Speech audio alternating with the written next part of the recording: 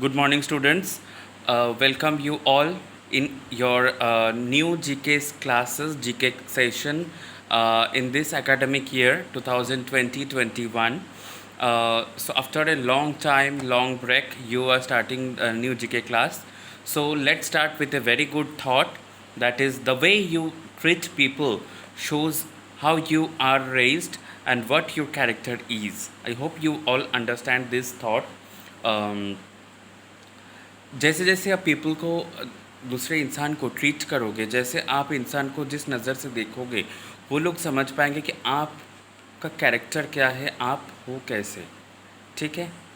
So next, so let's start with our first chapter in your GK class. That is, the topic is general knowledge. Chapter 1, the first chapter is in as per your book. That is, this is my India. So we will, in this today's session, we will learn some amazing facts, some new things which we did not know, or somebody may be known all these things, but maximum people we don't know about India's amazing facts. So let's start with those amazing facts. First of all, the Indian culture and traditions are ancient, dating back several thousands of years. बहुत साल पहले भारत कैसा था, भारत में क्या था, वहाँ के यहाँ के सिविलाइजेशंस, मतलब लोग कैसे रहते थे यहाँ पे, कैसे छोटे छोटे शहर नगर मतलब ये फॉर्म्ड हुआ था, वो सब हमको थोड़ा थोड़ा एक फ़ोटोज़ में हम कुछ देख लेंगे कि कैसा था। कि आज भारत जैसा है, पहले भारत ऐसा नहीं था, तो भारत पहले कैसा था वो कुछ फ़ोटोज़ के दौरान हम देख लेंगे। जैसे कुछ कुछ आप लोग को पता होगा, आप लोग में भी एसएसटी में पढ़े होंगे, वो जो आपका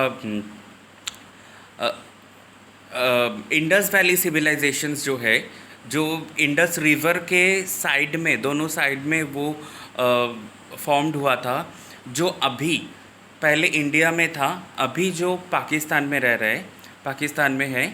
तो उस टाइम पे वहाँ पर मतलब हड़प्पा, मोहनजोदड़ो, ये सब सिटीज़ फॉर्म्ड हुआ था।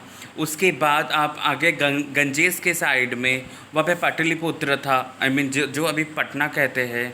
फिर उधर के आपको ईस्टर्न साइड में है गुप्ता डायनेस्टी, साउदर्न साइड में है चोला डायनेस्टी, लाइक दैट।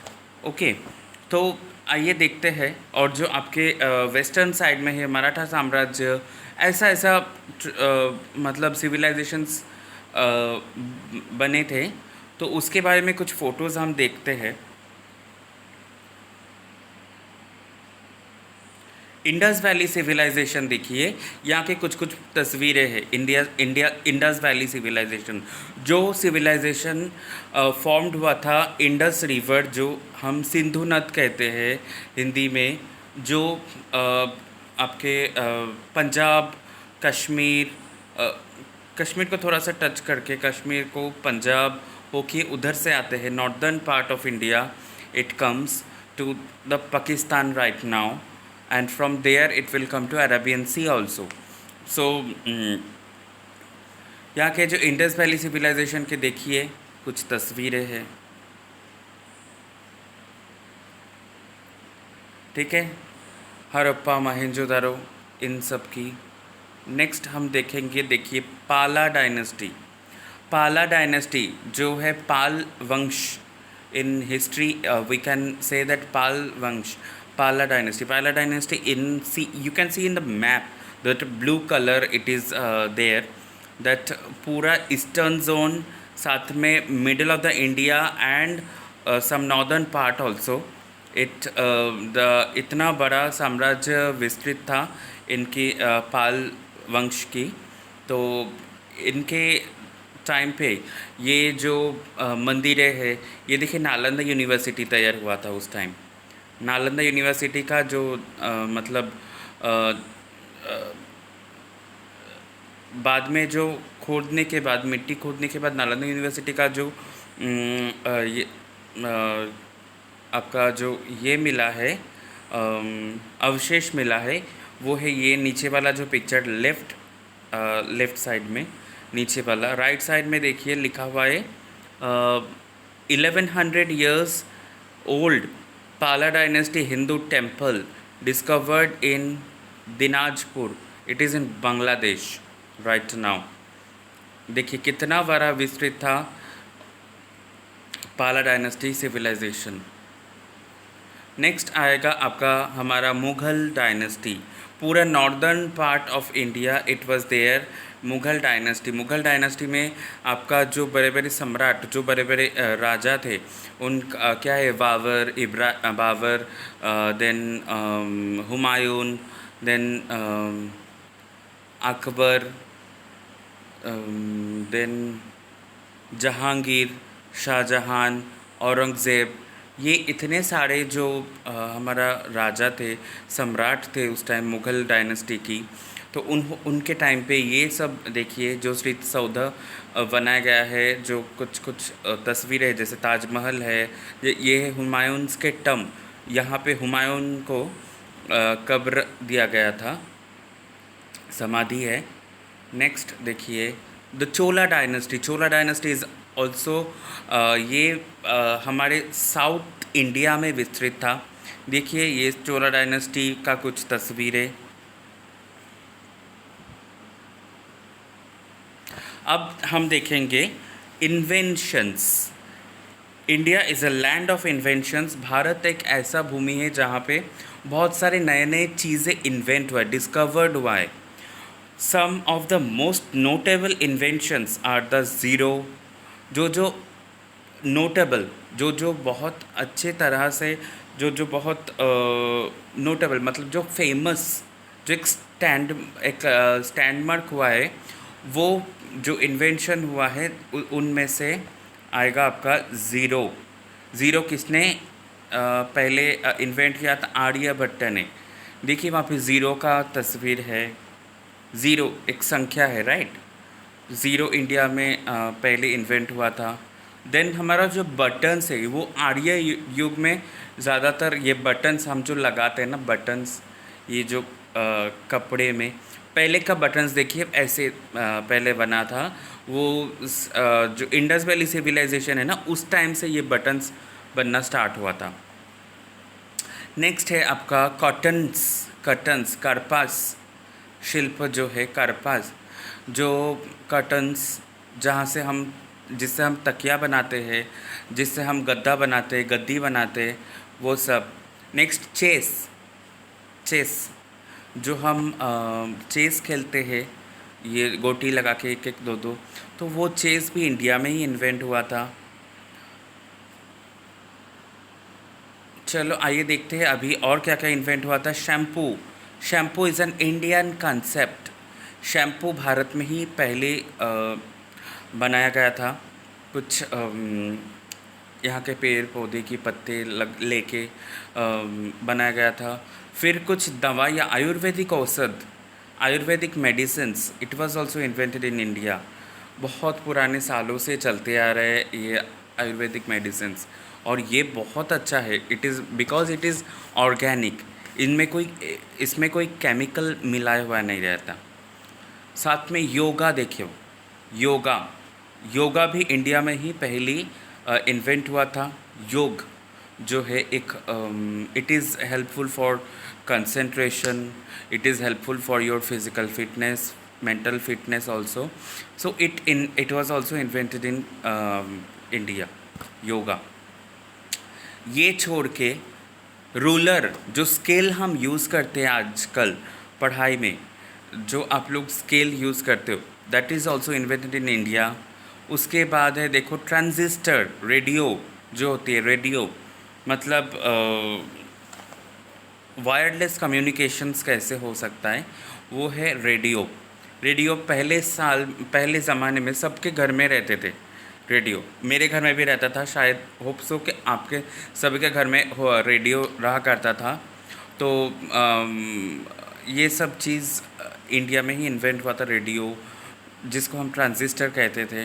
रेडियो के दौरान हम माध्यम से हम खबरें, यहाँ के वहाँ के पूरे भारत के खबरें मिलता था, गाना सुनते थे हम, थोड़ा एंटरटेनमेंट हो जाता था। क्योंकि उस टाइम तो टीवी वगैरह नहीं था, तो ये रेडियो ही माध्यम था खबरें मिलने के लिए। दूसरी बात है बाइनरी सिस्टम, जो 0 एंड 1 ये लेके जो एक कोडिंग सिस्टम होती है नंबर्स के, तो वो मेनली कंप्यूटर में यूज़ किया जाता है, बाइनरी सिस्टम कहते हैं इसको। ये बाइनरी सिस्टम भी इनमें यूज़ किया गया, मतलब इंडिया में इन्वेंट किया गया है। और देखिए फाइबर ऑप्टिकल मतलब आपका जो केबल टीवी देखते हो ना, केबल का जो वायर रहता है, केबल मोटा मोटा सा, उसके अंदर ये फाइबर ऑप्टिकल भरा हुआ रहता है। ये छोटे छोटे तार है एकदम, तो उस वो फाइबर के तरह वो आपका जो जूट का जो आंस होते हैं ना, वो उनके तरह देखने में होती है, वो छोटे छोटे एकदम तार जो है। अच्छा, अब हम थोड़ा सा जानकारी लेंगे योगा के बारे में। Yoga has been practice for more than 5000 years ago. 5000 साल पहले से ही योगा भारत में प्रैक्टिस किया जा रहा है। And in the recent decades also, अभी के ज़माने में भी योग का उतना ही इम्पोर्टेंस है, उतना ही मतलब योग गुरुत्वपूर्ण भूमिका निभा रहे, एक अहम भूमिका निभा रहे। The global interest in the form of healing and activity has massively increased around the world. ये योग सिर्फ भारत में, आज सिर्फ भारत में नहीं है, बल्कि पूरे दुनिया में फैले हुए हैं। और दुनिया के काफ़ी तमाम लोग, काफ़ी बड़े बड़े लोग ये योग अभ्यास करते हर दिन। हमारे प्रधानमंत्री जी भी योग अभ्यास करते हैं हर दिन सुबह उठ के, इसीलिए उनका तबीयत इतना फिट रहते हैं, इतना काम कर पाते हैं। और साथ के साथ हमारे पूरे दुनिया, पूरे भारतवासी सभी थोड़ा बहुत तो योग प्रैक्टिस कर ही लेते हैं, because it is a very good medium to connect with God and human. तो आप अगर शांति से एक ध्यान करोगे ना, तो आपको एक आत्मा को शांति मिलेगी। आपको लगेगा कि आप भगवान के साथ ओम हर दिन बोला करो, तो वो it will be very good effective for human body and human energy also, and to increase our concentration level for studies or for any other works. Next we will see there are 454 actively spoken languages in India. 454 spoken languages Bharat में, 454 languages बोला जाता है total Bharat में। उनमें से only 22 22 languages को official languages India के तौर पे तकमा दिया गया है, उसको ऑफिशियल लैंग्वेजेस के लिस्ट में आया है। क्या क्या ऑफिशियल लैंग्वेजेस है? 22 ऑफिशियल लैंग्वेज, चलो देखते हैं। नंबर 1 है Assamese, number 2 Bengali, number 3 Gujarati, number 4 Hindi, number 5 Kannada, number 6 Kashmiri, number 7 Konkani, number 8 Malayalam, number 9 Manipuri, number 10 Marathi, number 11 Nepali, number 12 Oriya, number 13 Punjabi, number 14 Sanskrit, number 15 Sindhi, number 16 Tamil, number 17 Telugu, number 18 Urdu, number 19 Bodo, number 20 Santhali, number 21 Maithili, number 22 is Dogri. इन सब भाषाओं को भारत के ऑफिशियल लैंग्वेजेस माना जाता है। इनमें से अगर आपको हिंदी पता है और अगर आपको इंग्लिश पता है, तो आप इंडिया के कहीं भी जगह पे कुछ प्रॉब्लम नहीं होंगे आपको। नेक्स्ट देखो, इंग्लिश जो है more than 70 okay, India is home to the second largest English speaking country in the world. Bharat एक ऐसा देश है जहाँ पे आपको मतलब यूएसए के बाद नेक्स्ट कंट्री है जहाँ पे ज़्यादातर लोग इंग्लिश बोलते हैं. Okay, our next point is India is the home. India is the home to the second large. Okay, more than 70% of all the world's spices come from India. जो मसाले हम यूज़ करते खाना बनाने में, उनमें से मतलब दुनिया में जो मसाले मिलते हैं उनमें से 70% मसाले भारत से जाता है, भारत से मिला जाता है, भारत से मिलते हैं. इसीलिए भारत के खाने में इतना सारा टेस्ट है. नेक्स्ट, जो इंडियन हाउसवाइफ्स है, देखो हर घर में कुछ ना कुछ सोना ये लोग जमा करके रखते हैं. हम भारतवासियों का यही काम है कि हम हर घर में थोड़ा बहुत, तो आपको कई कई घर में सोना मिल ही जाएगा, क्योंकि ये लोग सिर्फ अपने के लिए नहीं, फ्यूचर के लिए भी ये सोना को अपने पास होल्ड करके रखते हैं as a property. Indian housewives hold 11% of the world's gold. पूरी दुनिया के जो गोल्ड है उनमें से 11% गोल्ड सोने वो अपने घर में रखते हैं भारत के जो महिलाएं हैं. That is more than the reserves of USA, IMF, Switzerland and Germany put together. ये सब कंट्री इकट्ठा होने के बाद जितना होता है गोल्ड, उससे भी कई गुना ज़्यादा गोल्ड है. नेक्स्ट है, देखो India. Next amazing fact is that India has more people using the internet than the entire population of the US. Total US से कई गुना ज़्यादा लोग भारत में इंटरनेट यूज़ करते हैं. सो आज का इतना ही हमारा सेशन था. मैं उम्मीद करता हूँ कि आप लोग जो आपका जो पहला चैप्टर है दिस इज़ माय इंडिया, ये अच्छी तरह से एक बार रीड पढ़ने के बाद एक वॉइस रिकॉर्डिंग मुझे भेज सकते हो तो बहुत अच्छी बात है. और साथ के साथ आपको एक काम करना है कि ये आपका इंटरनेट पे सर्च करके और कुछ अमेजिंग फैक्ट्स, इन सब अमेजिंग फैक्ट्स के अलावा अगर कोई नए और कुछ आपको जानकारी मिली भारत के बारे में तो वो मेरे साथ शेयर कीजिए, कुछ नोटबुक में लिख के, पेपर्स में लिख के.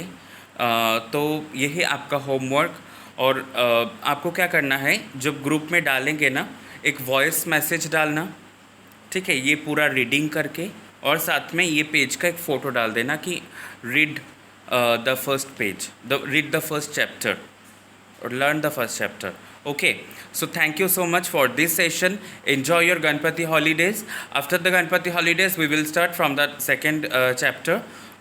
So be safe, stay safe, stay healthy and enjoy your Ganpati holidays, Ganesh Utsav.